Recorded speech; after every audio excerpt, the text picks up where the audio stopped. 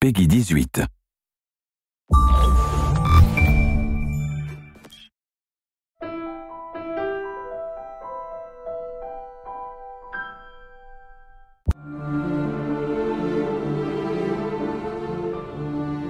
Assassin's Creed is really about history and incredible world. We're playing with a history that is, without trying to spoil things, extends back, anywhere from 80 to 100,000 years from today and extends as far into the future as, we have time to make games. Two specifics about Assassin's Creed. The first one, it's a huge universe spanning across many different mediums with many different characters, events, locations. The second one is the community. The community on Assassin's Creed is extremely knowledgeable about this universe and also has very high expectation about what's coming next in terms of story. So putting all these things together, we realized it was time to fit everything into one reliable source of information. Actually, it really has been a back and forth process between the encyclopedia writers and the games writers to make sure that all the content of the book, of the encyclopedia, is really accurate. Well, we start by going through all the data, and then we would decide on what articles we wanted to do. And once we had that settled, we would write down a brief description of the article, send it out to the external writers, who would then return the full content to us. The best part about this project was adding new content. Every time you get a chance to work on a brand like Assassin's Creed, it just makes your day, We are covering and unveiling a lot of information on characters such as Altair, Ezio, Desmond Miles, Subject 16, but also new assassins such as Shao Jun. One of the very first challenges was dealing with so much data. Assassin's Creed has been around for a while and has a wealth of information from both the story standpoint within the game universe and just history in general. So going through all of that and figuring out what might be most interesting to put in the encyclopedia was very much the first challenge that I encountered. The franchise isn't defined necessarily by a single character, it's defined more by these institutions.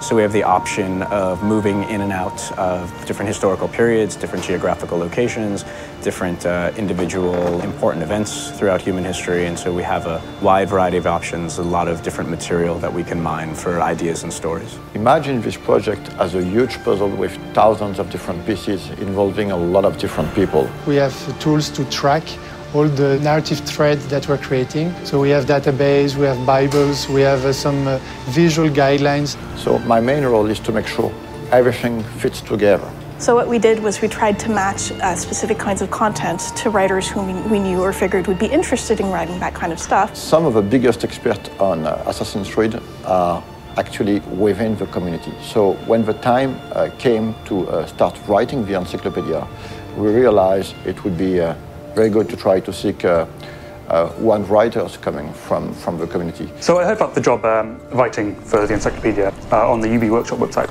and I thought, well, it's about video games, it's about history, so it seemed perfect for me. We were really surprised by the reaction. We got hundreds of submissions, and some of them were very, very good. Well, most of the stuff I wrote was biographies, so of both the characters purely from the games and historical figures behind it. To make a long story short, instead of hiring one person, we finally hired 5 writers coming from the community. What I tried to do is dispatch the articles based on some of the test submissions they'd sent in, seeing what they liked to write best, and then we kept it contextually similar. We tried to minimize the risk of bad overlapping and maximize the opportunities of cross-referencing. As for the design aspect of the encyclopedia, we worked with a local agency called Double Echo. They were crucial to the creative process. For example, during earlier discussions, we decided to only use production concept arts to illustrate the encyclopedia, as opposed to 3D renders or marketing assets. The role of concept art is very important in the conception of a game. During the early stage of conception, we work on very high-level concepts. So it's about silhouettes, a mood, skylines of the city, treatment for the characters, colors. It's quite remarkable how much of the stuff does have its ties to reality and things that really happened. And I'm pretty sure that readers will discover some really interesting and new information. For example, in the encyclopedia, we're gonna reveal some information about the Templars. among other things. But actually, the encyclopedia is going to have some spoilers, so if you haven't played the game, just wait to read it. This encyclopedia is available in Europe in the Animus edition that you can find at retail. For more information, check on assassinscreed.com, and it is also available as a standalone worldwide on ubiworkshop.com.